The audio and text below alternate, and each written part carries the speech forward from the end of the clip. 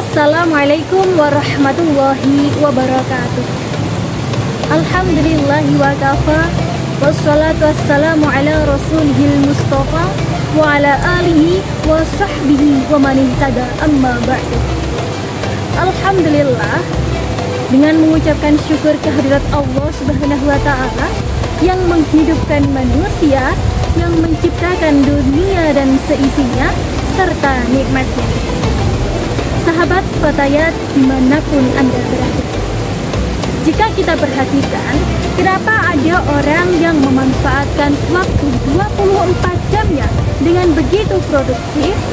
Kenapa ada orang yang hanya rebahan? Kenapa ada orang yang berlomba-lomba dalam kebaikan, fastabiqul khairat? Kenapa ada orang yang hidup santai, cenderung tak menghiraukan, bahkan enggan menambah pengetahuan?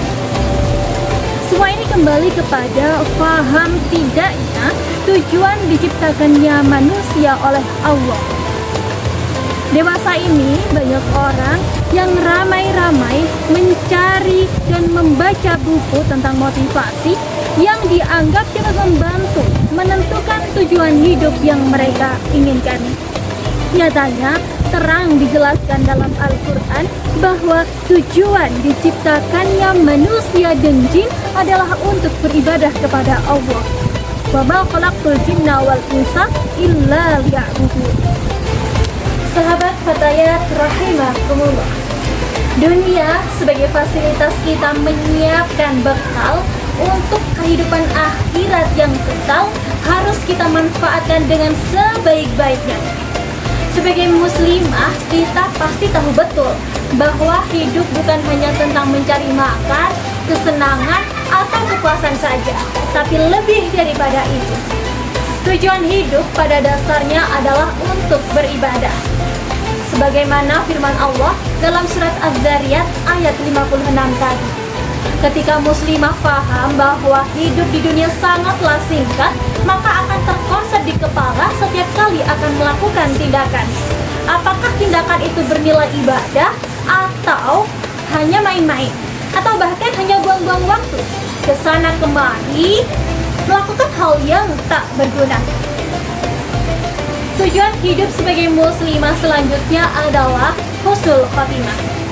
Orang yang sukses hidup di dunia bukan orang yang memiliki jabatan tinggi, atau orang yang meski tidur tetap mendapat gaji, atau orang yang pergi haji berkali-kali. Tapi orang yang sukses hidup di dunia dapat dilihat bagaimana keadaan dia mati. Apakah dalam keadaan husnul khotimah atau su'ul khotimah? Dan husnul khotimah ini bukan serta-merta dengan mudah didapatkan. Mati dalam keadaan husnul khotimah itu sesuai kebiasaan. Ketika seseorang terbiasa beribadah, insya Allah akhir hidupnya akan ditutup dengan keadaan husnul khotimah. Dan puncak dari tujuan hidup adalah masuk syurga. Setiap tindakan pasti memiliki tujuan, dan puncak dari tujuan adalah kebahagiaan. Pencapaian atau kebahagiaan terbesar manusia adalah ketika dia masuk syurga dan bertemu Allah Subhanahu wa ta'ala.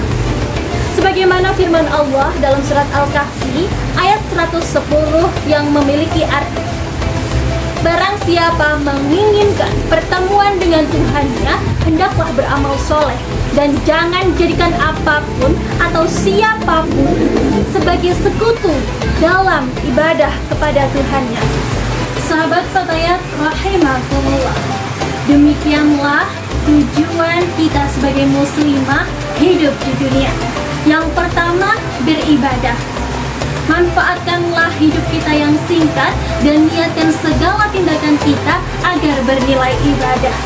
Yang kedua, husnul khotimah, dengan membiasakan diri beribadah agar mendapatkan akhir hidup yang husnul khotimah. Dan yang ketiga, tujuan dari hidup kita, yakni masuk surga dan bertemu Allah Subhanahu wa ta'ala. Ini adalah tujuan yang selalu kita doakan. Mencapai tujuan memang tidak selalu sesuai harapan, namun dengan perlahan-lahan menikmati proses dan fokus pada tujuan itu lebih baik daripada tergesa-gesa tujuan yang pasti. Terima kasih atas perhatian. Saya Lucy Mishirah dari PAC Fatayat NU Pujon. Selamat menunaikan ibadah puasa. Wallahu yaufiq ila aqwamit thoriq. Wassalamualaikum warahmatullahi wabarakatuh.